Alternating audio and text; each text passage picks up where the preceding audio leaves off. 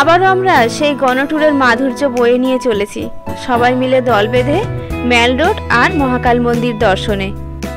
যেই না ম্যাল রোডে পৌঁছলাম, অমনি ছাতা বের করতে হলো।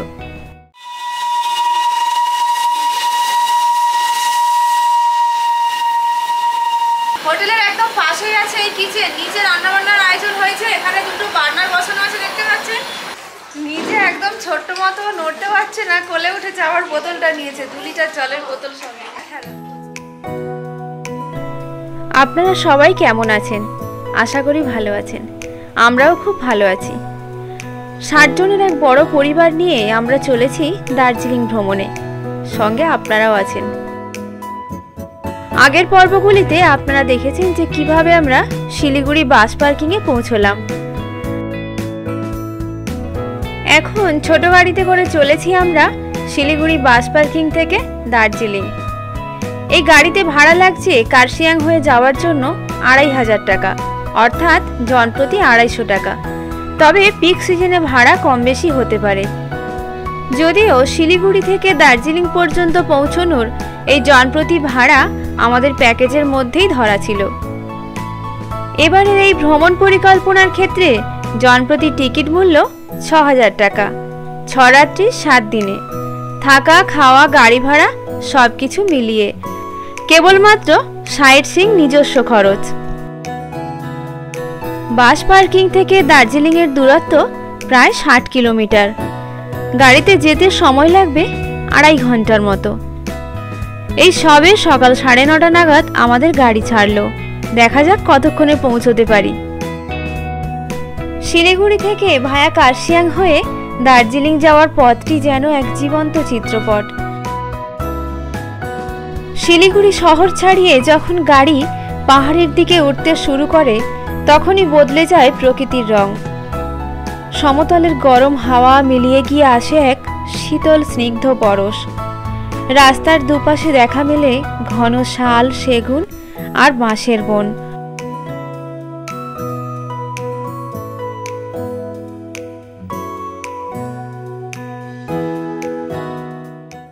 এইমাত্র সবে আমরা কার্শিয়াং মার্কেটটা পেরিয়ে যাচ্ছি, আর চারিদিকে পুরো মেঘে আচ্ছন্ন হয়ে গেছে। 1 ফুট দূরেও কিছু ভালো করে দেখা যাচ্ছে না, পুরোটাই অন্ধকার হয়ে গেছে। গাড়ির কাছ থেকে মেঘগুলো ধীরে ধীরে এসে ছুঁয়ে যাচ্ছে, ভীষণ ভালো লাগছে।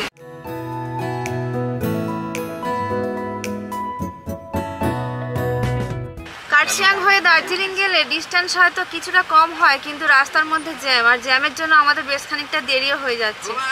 কিছুক্ষণ অন্তর অন্তর জ্যাম হচ্ছে, না হলে আমরা এতক্ষণে হয়তো অনেকটা দূর পৌঁছে যেতাম। हेलो ठीक है दार्जिलिंग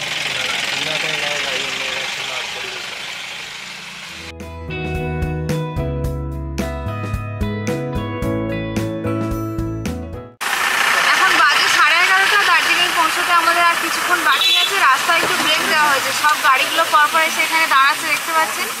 15 থেকে 20 মিনিট সময় দেওয়া হয়েছে একটু চাটা খাওয়ার বিরতি। गाड़ी जाना भाई और दही रे खोली जा।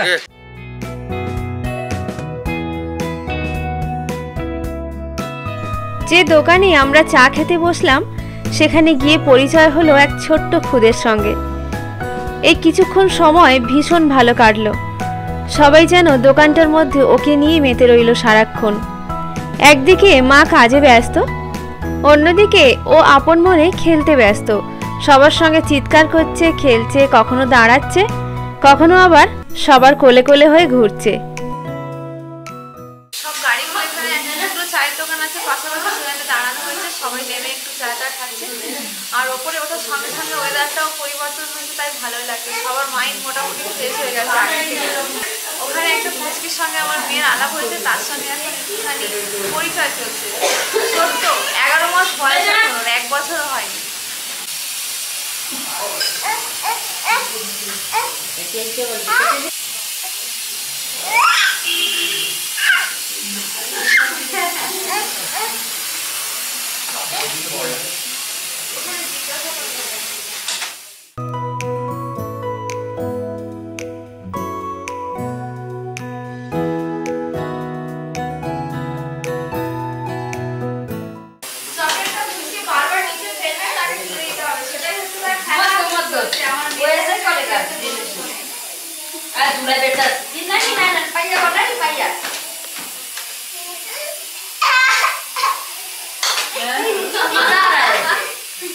যে দোকানে আমরা দাঁড়িয়েছি প্রতিটা দোকানের পেছনে এরকম ভাবে ভিউ পয়েন্ট করা আছে, কিন্তু এখন ভিউ কিচ্ছু দেখা যাচ্ছে না।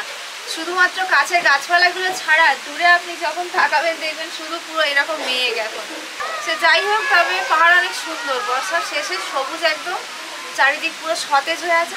আমার মেয়ের জন্য 1 প্লেট ম্যাগি অর্ডার দিয়েছি, বানিয়ে দিয়ে খেয়ে দিয়ে তারপরে আমরা গাড়িতে উঠবো।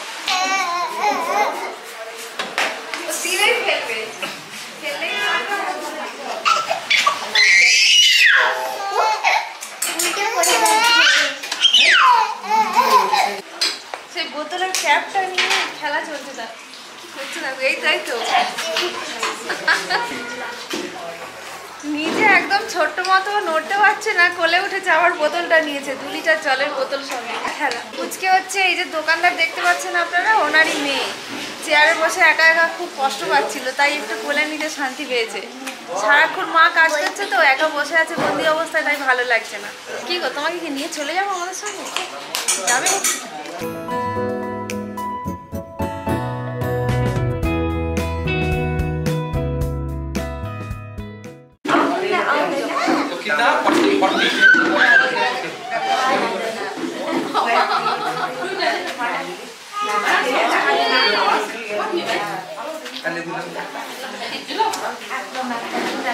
ওর জন্য 1 প্লেট ম্যাগি অর্ডার দিয়েছিলাম, দিয়ে দিয়েছি গরম গরম ম্যাগি 50 টাকা।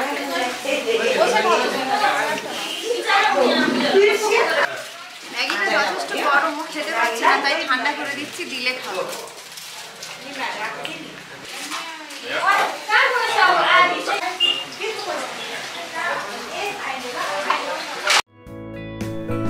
এতক্ষণ পর্যন্ত কখনো হালকা মেঘ অথবা হালকা পরিষ্কার আকাশ, এইভাবে সব রকম মিলিয়ে মিশিয়ে চলছিল। যেইমাত্র আমরা ঘুম স্টেশনে পৌঁছলাম, বৃষ্টি নেমে এলো। ঘুম স্টেশন পেরিয়ে আর কিছুক্ষণের মধ্যেই দার্জিলিং হোটেলে আমরা পৌঁছে যাব। এই ঘুম স্টেশন বিশ্বের মধ্যে সবচেয়ে উচ্চতম রেল স্টেশনগুলির মধ্যে একটি, যার উচ্চতা ৭,৪০৭ ফুট। এই স্টেশনটি 1891 সালে ব্রিটিশ আমলে নির্মিত হয়, যা ওয়ার্ল্ড হেরিটেজ সাইট হিসেবে স্বীকৃতি লাভ করেছে। দার্জিলিং ম্যাল রোড থেকে যার দূরত্ব প্রায় 6 কিলোমিটার।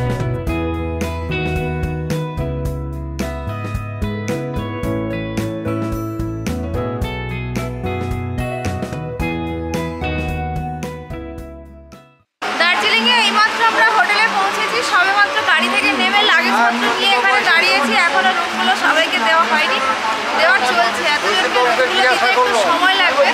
এখান থেকে মেল রোড পায়ে হেঁটে প্রায় 10 থেকে 15 মিনিট। এখন বাজে প্রায় বেলা 1:30। দার্জিলিংয়ে আমাদের এইমাত্র রুম দেওয়া হয়েছে। রুমটা এরকমই, খুব একটা বড় সড়ো না হলেও 3 জন মোটামুটি হয়েই যাবে। রুম থেকে ঢোকার পরে ডান দিকে আছে মিরার, আর বসার জন্য চেয়ার আছে, ছোট্ট সোফা টাইপের। ঠিক তার পাশেই বেড আছে, আর ওয়াশরুমটা তার পাশে।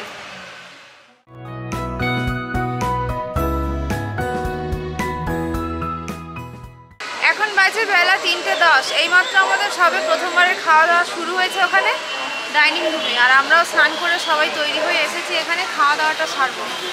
আকাশে মেঘ ছিল প্রচুর। প্রথমে যখন এসে নামি খানিকক্ষণ রোদ ছিল, তারপরে মেঘ বেরোলো, বৃষ্টিও হয়ে গেছে। এখন দেখছি আকাশটা কিছুটা পরিষ্কার হচ্ছে। দেখি খেয়ে দিয়ে একটু ম্যাল রোডের দিকে হেঁটে হেঁটে যাবো। এখান থেকে 15 মিনিট ভাত খেয়ে হেঁটে হেঁটে যেতে যেতে খাবার হজম হয়ে যাবে।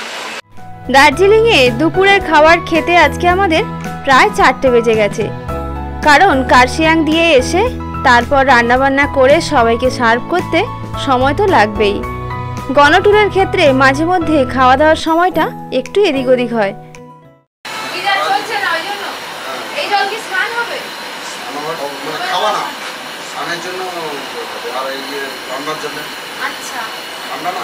আমাদের হোটেলের একদম পাশেই আছে এই কিচেন, নিচে রান্নাবান্নার আয়োজন হয়েছে। এখানে 2টো বার্নার বসানো আছে, দেখতে পাচ্ছেন।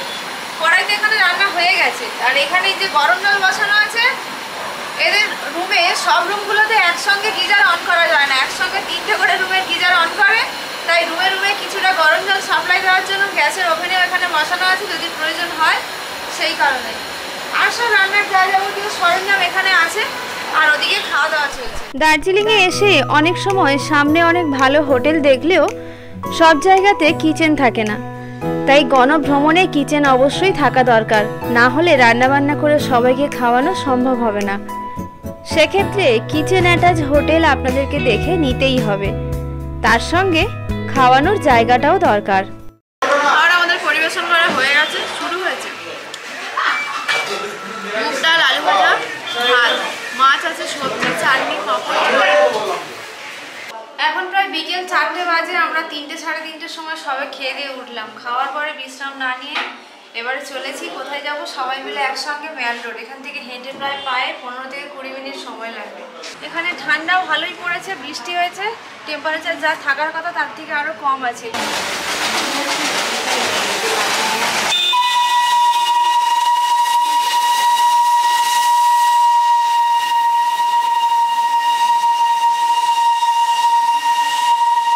ভাত খাওয়ার পর হোটেল থেকে বাইরে বেরোতেই দেখা মিলল সেই ঐতিহ্যবাহী পুরনো কয়লা চালিত টয় ট্রেন। এই টয় ট্রেনের রাস্তা হোটেলের ঠিক একদম সামনে দিয়ে গিয়েছে, তাই কিছুক্ষণ অন্তর অন্তর ট্রেনের সঙ্গে দেখা মিলতেই থাকছে। ভালোই লাগছে বেশ। পাহাড়ের এই আঁকাবাঁকা পথে ছোট্ট রেলগাড়িটা যেন স্বপ্নের মতো এগিয়ে চলে। সবাই মিলে আমরা হোটেলের সামনে থেকে রেডি হয়েছি, ম্যাল রোডটা ঘুরবো, সেই সঙ্গে মহাকাল মন্দির। মহাকাল মন্দির যদিও সকালবেলা গেলে ভালো লাগে, ওপর থেকে কাঞ্চনজঙ্ঘার রেঞ্জগুলো খুব সুন্দর দেখা যায়। বিকালবেলা এমনিতেও সন্ধ্যা হয়ে এসছে, মেঘাচ্ছন্ন আকাশ, রেঞ্জ আর দেখা যাবে না, শুধু মন্দিরটুকুই ঘুরে আসা যাবে। হ্যাঁ, আমরা এখন বেরিয়েছি সবাই মিলে, এখন মেন রোড যাব আর মহাকাল মন্দিরটা দেখে আসবো। আমাদের হোটেল ছেড়ে একটু এগোতেই সামনে চোখে পড়ল ডান দিকে ছোট গাড়ির স্ট্যান্ড। আপনি দার্জিলিং ঘোরার জন্য যে কোনো জায়গায় যদি যেতে চান, গাড়ি এখান থেকে নিতে পারেন। আবারও আমরা সেই গণট্যুরের মাধুর্য বয়ে নিয়ে চলেছি, সবাই মিলে দল বেঁধে ম্যাল রোড আর মহাকাল মন্দির দর্শনে।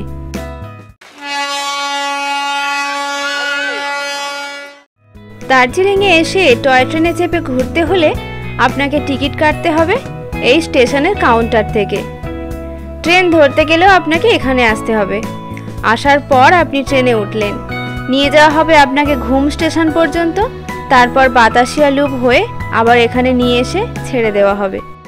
এটাই হলো দার্জিলিংয়ের স্টেশন। এখান থেকে টয় ট্রেনে চড়তে হলে আপনাকে ডিজেল ইঞ্জিন হোক কিংবা কয়লা ইঞ্জিন এখান থেকে এসে বুক করতে হবে। আর আমরা এখন চলেছি এখান থেকে ম্যাল রোড, আর আমাদের হোটেলটা আছে স্টেশন থেকে ফেলে আরও ওই পাশে। বেশ খানিকটা হেঁটে এলাম, চলুন সামনে আবার এগিয়ে যাই। এখানে টিকিট কাউন্টার খোলে সকাল 8টায়, অথবা আপনি অনলাইন বুকিং করেও আসতে পারেন। যারা নিজেরা গ্রুপে দার্জিলিংয়ে আসছেন, এসে রান্নাবান্না করে খাওয়ার জন্য মাছ, মাংস, সবজি সবই পাবেন স্টেশন পেরোনোর পরেই। রাস্তার পাশে দেখবেন এইরকম দোকানপাট রয়েছে।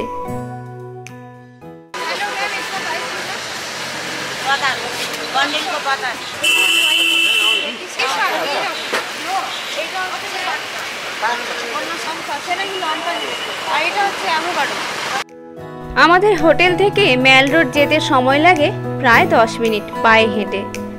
আর যাওয়ার পথে রাস্তার পাশে এইরকম অনেক হোটেল রয়েছে, যেখানে আপনি কিচেন সহ কিংবা কিচেন ছাড়াও হোটেল পাবেন।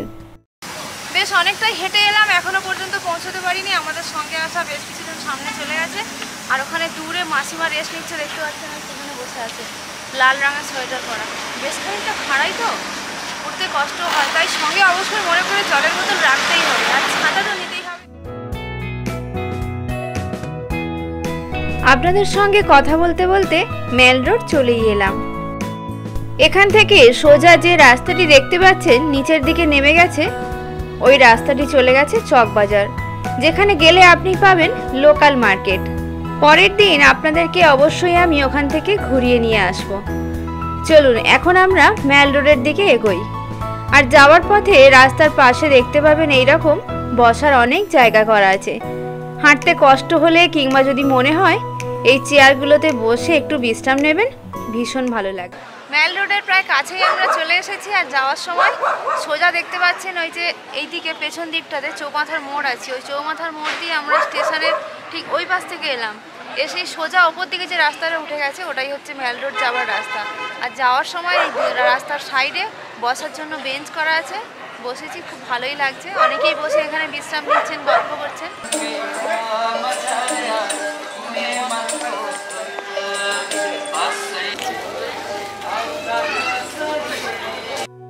মেন রোডের আশেপাশে এই রকম শীতের পোশাকের অনেক দোকানপাট রয়েছে, যদি মনে হয় নিতে পারেন, তবে অবশ্যই দাম দর করে দেখেই নেবেন। সন্ধ্যার ঠিক আগের মুহূর্তেই পৌঁছে গেলাম মেল রোড।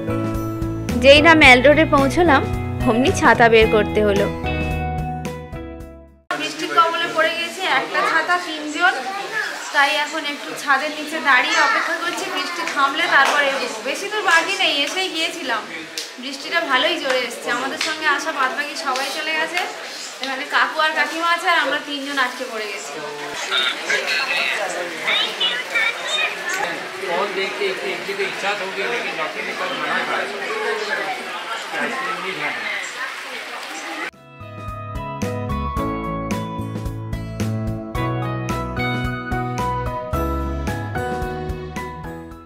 বৃষ্টি পড়া একটু কমেছে, আমরা আবার বেরিয়ে পড়েছি, হাঁটা শুরু করেছি। আমাদের সঙ্গে আসা সঙ্গী সাথীরা সবাই চলে গেছে, আমরা একা পড়ে গেছি লাস্টে। সুন্দর এক রৌদ্রোজ্জ্বল দিনে দার্জিলিংয়ের এই মেল রোডের থেকে অতি প্রিয় জায়গা বাঙালির বোধ হয় আর কোথাও হতে পারে না। কিন্তু দুর্ভাগ্যবশত আজ বৃষ্টি হচ্ছে, তাতে কি, দার্জিলিং আমরা আরও 2 দিন আছি। আজ বৃষ্টি দেখলাম, কাল রৌদ্রোজ্জ্বল আকাশ দেখে তবেই বাড়ি ফিরবো। রোদ ঝলমলে দিনে এখান থেকে বসে কাঞ্চনজঙ্ঘার দৃশ্য দেখতে খুবই ভালো লাগে। একদম মেল রোডের ওপরেই আমরা চলে এসেছি। মেল রোড বৃষ্টির জন্য একদম পুরো শুনশান বলতেই পারেন, মানে যা লোক দেখছেন সিকি ভাগ নেই। দার্জিলিং মেলের চারপাশে ছড়িয়ে থাকা পুরনো দোকানপাটগুলি যেন পাহাড়ের স্মৃতির খাতায় লেখা এক একটি পৃষ্ঠা। এই দোকানগুলো শুধু ব্যবসার জায়গা নয়, এগুলো দার্জিলিংয়ের আত্মা, ইতিহাস আর ঐতিহ্যের প্রতিচ্ছবি। শতবর্ষ প্রাচীন কাঠের বারান্দাওয়ালা কিছু দোকান আজও দাঁড়িয়ে আছে, যেন সময়ের সাক্ষী হয়ে। কাঠের দরজাগুলো একটু কট করে খুললেই ভেসে আসে পুরনো কাঠ আর পাহাড়ি চায়ের মিশ্র গন্ধ। কিছু দোকানে এখনও দেখা যায় ইংরেজ আমলের সাইনবোর্ড, রং উড়ে গেলেও তার আভিজাত্য অটুট। প্রচণ্ড বৃষ্টি হচ্ছিল, আর যার জন্য এখনো বৃষ্টি হয়ে চলেছে, থামেনি পুরোপুরিভাবে, সেরকমভাবে লোকজনও নেই। আর বৃষ্টি হলে মেল রোডে বসে মজাও পাওয়া যায় না। ঘোড়ায় করে উঠে একটু ঘোরাও যায়, ছবি তোলা যায়, সেগুলোও নেই। আর দোকানপাটও সেরকমভাবে নেই আজকে। খাবারের জন্য যে দোকানপাটগুলো থাকে সেই দোকান। তো চলুন ফিরে যাই হোটেলের দিকে। সবার সঙ্গে গল্প করতে করতে হোটেলে গিয়ে সন্ধ্যাবেলা টিফিনের ব্যবস্থা আছে।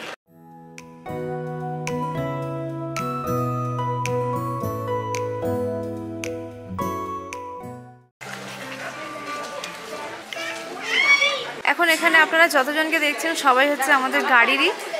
এখন ছাতা কেনা চলছে এখানে।